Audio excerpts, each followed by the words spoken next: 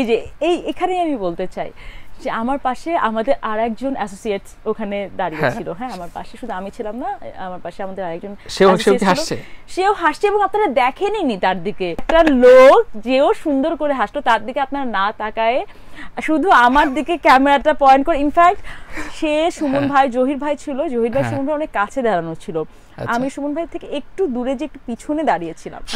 আমার মনে হয় সুমন ভাই ওখানে যেভাবে কথা বলেছে, ওখানে যে কোনো মানুষ থাকলেই মানে উনি তো মজার ছলে অনেক কথা বলে, ওরকম এক্সপ্রেশনই দেবে। এবং দর্শক এবং সবাই আপনারা খুবই ডিসক্রিমিনেট করেন, আর একটা লোক হাসলো ওটা না দেখে আপনারা শুধু আমার হাসিটাই দেখেছেন। হ্যাঁ, না এটা তুমি হাসলে অন্য কারো হাসি দেখবে না, এটা খুব স্বাভাবিক থিওরি। এটার জন্য আসলে আইনস্টাইন হইতে হয় না। সো ক্যামেরাম্যানরাও বোঝে যে কাকে ফোকাস করতে হবে, হারুক জিতুক। তোমরা কোনো কেসে কি হারছো এই পর্যন্ত? খুব কম, খুব কম, খুব কম। মানে হারার রেকর্ড নাই? না, রেকর্ডটাই বললে ভুল হবে। আচ্ছা আচ্ছা, খুব কম। সো তো হাইস্ট বাজেটের আস্তে আস্তে চেম্বার হয়ে যায়। টাকায় দিয়ে কি জানলার ওই সাইডের ভিতরে হল রুমে আমাকে একজন এরকম করছে, দেখি ব্যারিস্টার সুমন। আমি হাই বললাম কি তখন আমি যে ওনার সাথে কথা বললাম, সুমন ভাই কি অবস্থা, কেমন আছেন? বললো তুমি কি মানে এনরোলমেন্ট তোমার হয়েছে কিনা। আমি বললো, তখন উনি বললো কি যে তুমি যদি চাও তুমি কিন্তু আমাদের এখানে এসে কাজ করতে পারো। ও, ওনারই অফার? আচ্ছা আচ্ছা। সুন্দরী বলে এবং সবকিছু মিলিয়ে আছে? না, সুন্দরী বলে না, হতে পারে। উনি এখন পর্যন্ত আমি যতদিন কাজ করছি উনি আরো 20 জনকে বলেছে। আচ্ছা। এবং আমি যদি 21 জন হয়ে থাকি, আমার দেখা মানে আমি আসার পর থেকে আই এম দ্য ওয়ান যে রেগুলারলি আসে।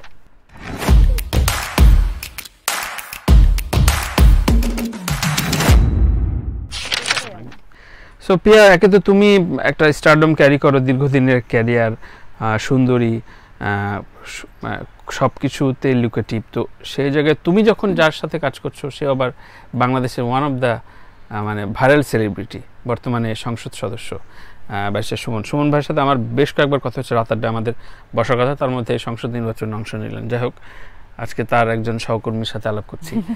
সো স্বাভাবিকভাবেই অন্য অনেকের চাইতে এটার প্রতি একটা আলাদা ফোকাস থাকে কিনা, ছোট বড় কেস যাই থাকুক না কেন, বুমটা তোমাদের দিকে যায় কিনা, তোমরা এই অ্যাডভান্টেজটা ক্যারি করো কিনা? আমি যেটা একটু আগেও বলেছি, বেশিরভাগ যখন মানে সুমন ভাইয়ের স্টারডম বলেন বা ওনার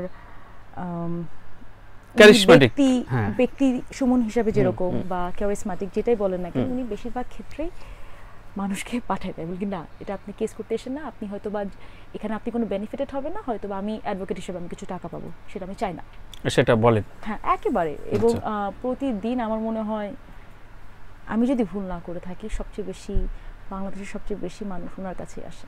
সেটা কি সুমন ভাইয়ের অনেক টাকা, তুমিও অনেক ধনী, তোমাদের চেম্বারটা অনেক সাফিসিয়েন্ট বলে?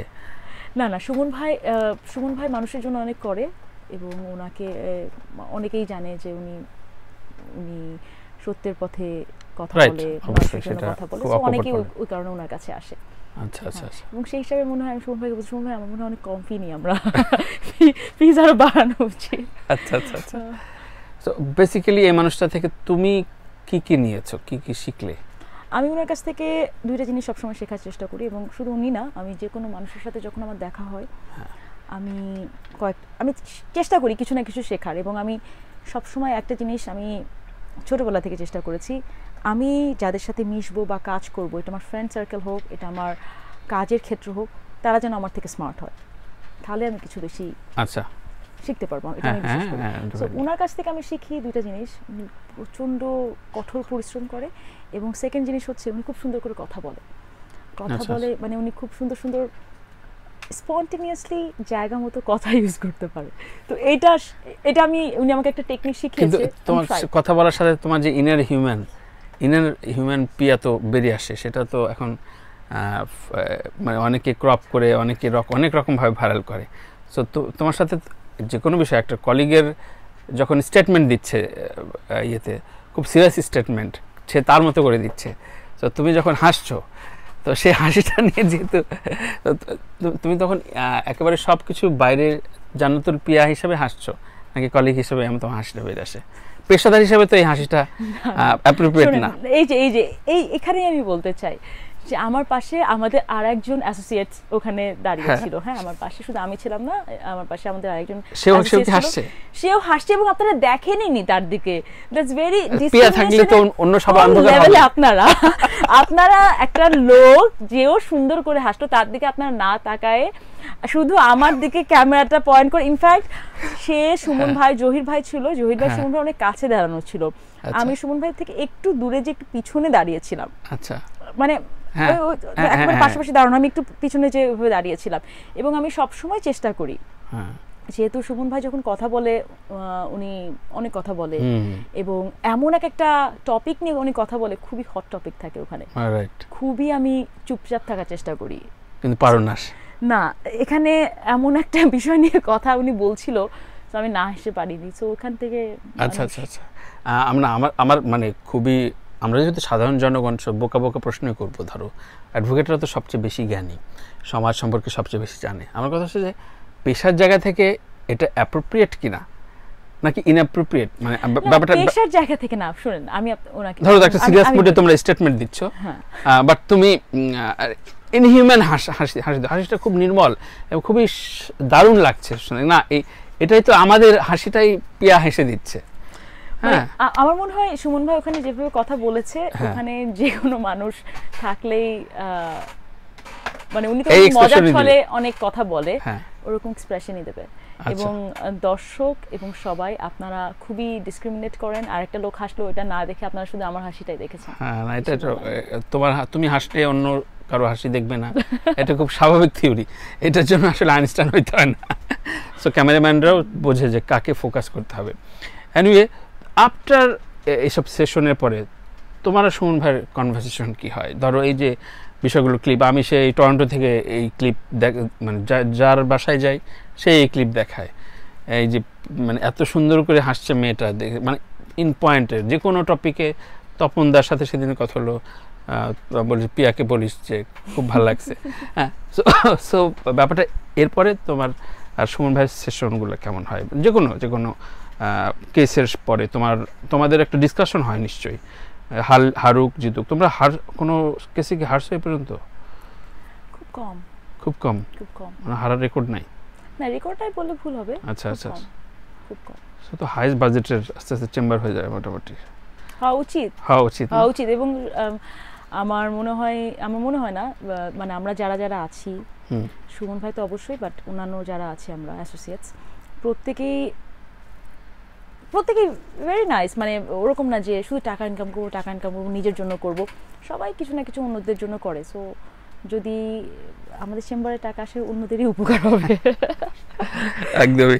তো তুমি এই চেম্বারের সাথে জয়েন্ট হলে কি অফিশিয়ালি মানে কিভাবে শুরু হয়, নাকি তোমার ভেরি ইন্টারেস্টিং, তোমার চয়েস ছিল?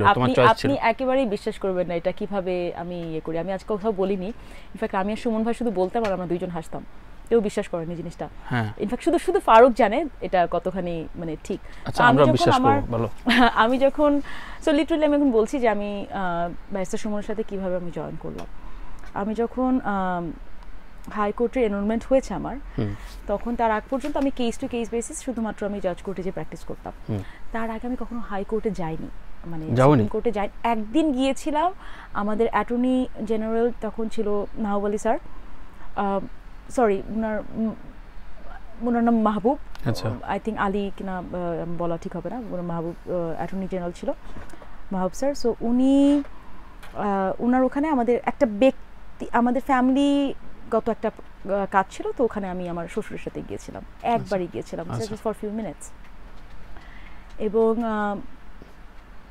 পরে আমি যখন আমার যখন এনরোলমেন্ট হলো হাইকোর্টের, তখন আমি অনেকের সাথে কথা বলছিলাম যে আমি হাইকোর্টে প্র্যাকটিস করতে চাই, কার সাথে প্র্যাকটিস করবো, এবং আমি এমন একটা চেম্বারে ঢুকতে চাচ্ছিলাম যেখানে কোর্টে এসে প্র্যাকটিস করা লাগে। আমি কোনো খুব একটা শোষা একটা চেম্বারে বসে থাকবো আমি এরকম চাচ্ছিলাম না। কোর্টে যে চেম্বার যারা কোর্টে যায় সেরকম, মানে তাহলে নাহলে তো আমি একটা খুব বড় একটা কোনো একটা কর্পোরেট জায়গায় একটা লিগ্যাল অ্যাডভাইজার হিসেবে থাকতে পারতাম, সেটা চাই না। আমি চেয়েছি যে I want to see myself as মানে যেমন ইন্ডাস্ট্রিয়াল অ্যাডভোকেট থাকে, ওগুলো তুমি চাও না? না, আমি চাইনি সেটা। মানে আমি চাই আমি কোর্টে যে প্র্যাকটিস করব অলওয়েজ। আচ্ছা।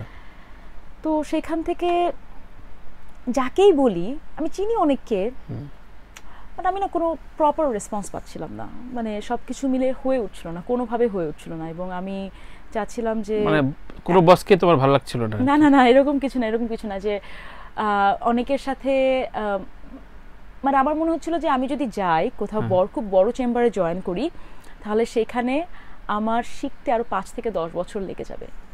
আচ্ছা, মানে তখন আর কি ড্রাফটিং করাবে 5 বছর, ফাইল টানাবে আরো 2 বছর। সো আমি চাচ্ছিলাম যে এখানে আমি যেন আমার মেধাটা ইউটিলাইজ করতে পারি ওখান থেকে। ওখান থেকে আমি অনেকের সাথে কথা বলেছি, কোথায় কার সাথে কথা বলবো, কি করব। ট্রাস্ট মি তানভীর ভাই, আমি আমার ফ্রেন্ড অনেক থাকা সত্ত্বেও, অ্যাডভোকেট থাকা সত্ত্বেও আমি কারোর কাছ থেকে কোনো গুড রেসপন্স পাইনি।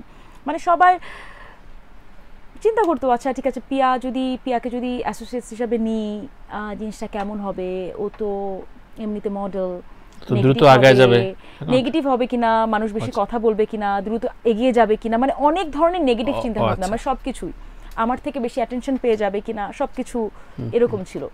তো আমি যখন বুঝতে পারছিলাম, আই ওয়াজ ভেরি ফ্রাস্ট্রেটেড যে কেন এরকম, মানে জাস্ট বিকজ আমাকে 2টা মানুষ বেশি চেনে বলে বা আমার অন্য আরেকটা প্রফেশন আছে বলে যেটা লাইমলাইটে আছে, এই কারণে কি আমি আমার এই জায়গাটা ক্রিয়েট করতে পারবো না? তো ওখান থেকে আমার একদিন জাজ কোর্টে একটা কেস ছিল, শেষ করে কাউকে যখন পাইনি আজকে যা হবে হবে, আমি আজকে হাইকোর্টে যাবো, যে দেখে আসবো অ্যাটলিস্ট। আচ্ছা, ডিটারমাইন্ড মানে আমাকে কাউকে ফোন দিই, কেউ ফোন ধরে না। আমি কয়েকটা লয়ারের সাথে কথা বলেছিলাম যে আমি আজকে আসবো, কেউ তখন ওই সময় ফোন ধরে না। আচ্ছা, তা আমি তখন জাজ কোর্টে ঢুকে, হাইকোর্টে ঢুকে প্রথমে আমাদের হাইকোর্টে যারা অ্যাডভোকেট তাদের একটা ব্যান্ড পড়ে।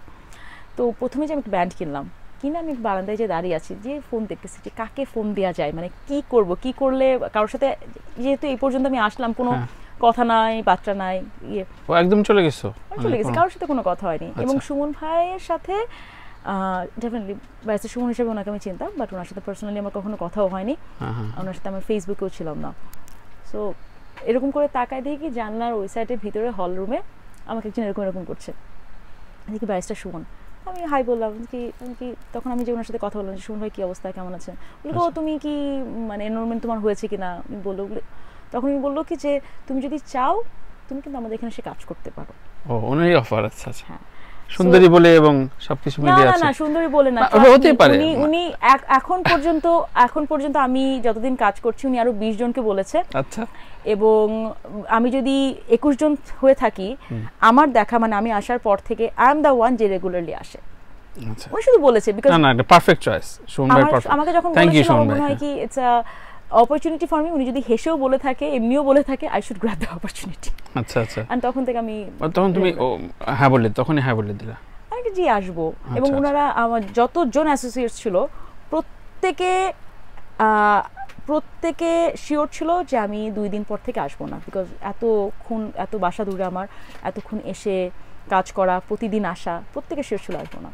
ব্যারিস্টার সুমন, আমিও তার ভক্ত, কিন্তু একটা বিষয় আমার কাছে খুব অপছন্দের মনে হয়েছে, উনি এমপি হওয়ার পর ওনার সংবর্ধনায় বেশ কিছু ভাইরাল পাবলিককে উনি নিয়ে, যেটি প্রয়োজন ছিল না। ব্যারিস্টার সুমন আসলে অন্য উচ্চতায়, কিন্তু সেখানে তো পিয়া জান্নাতুল অ্যাজ এ সেলিব্রিটি হিসেবে খুবই রিকগনাইজড একজন পার্সন, তাকে কেন পেলাম না? নাকি তুমি একটা সংবর্ধনা হয়েছিল তার এলাকায়, মেবি অনেকে গিয়েছিল, আমাদের তথাকথিত ভাইরাল তারকারা গিয়েছিল, এবং তাদের নিয়ে আমি যাইনি কেন? হ্যাঁ, তুমি যাওনি কেন? না আমি যাইনি কেন, বিকজ আমার বাচ্চা ছোট, তো ওখানে আমি যে যাব সেই কারণে আমার যাওয়া হয়। নাকি কলিগ বলে তোমার যে আগের স্টারডম সেটাকে খাটো করেছে? না, একেবারেই না, ওটা একেবারেই না। সত্যি কথা বলতে তানভীর ভাই, আমি সবসময় চেষ্টা করি